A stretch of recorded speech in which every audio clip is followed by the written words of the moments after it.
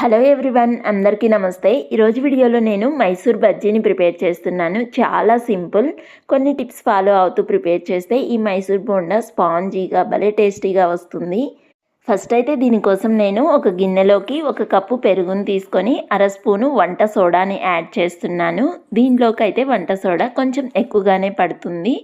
ఆ తర్వాత దీన్ని బాగా మిక్స్ చేసుకోవాలి. ఇలా మిక్స్ చేసుకోవడం వలన పిండిలో అయితే బబుల్స్ అయితే ఫామ్ అయ్యాయి కదా.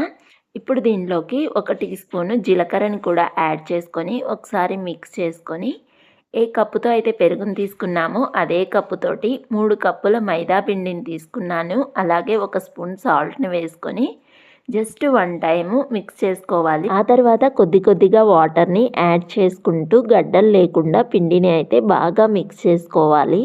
ఇలా బాగా మిక్స్ చేసుకున్నాక మన అరచేతి వేళ్ళతోటి అయితే ఈ పిండిని బాగా బీట్ చేసుకోవాలి.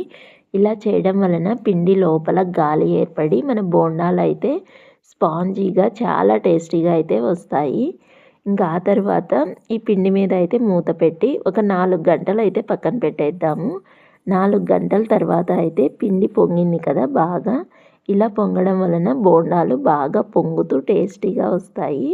ఇప్పుడు దీనిలోకి కొద్దిగా అల్లం ముక్కలు, ఇంకా 2 పచ్చిమిర్చి తురుముని, అలాగే కొద్దిగా కరివేపాకుని యాడ్ చేసుకొని ఒకసారి బాగా మిక్స్ చేసుకొని మరో 3 నిమిషాలు అయితే బాగా బీట్ చేసుకుందాము.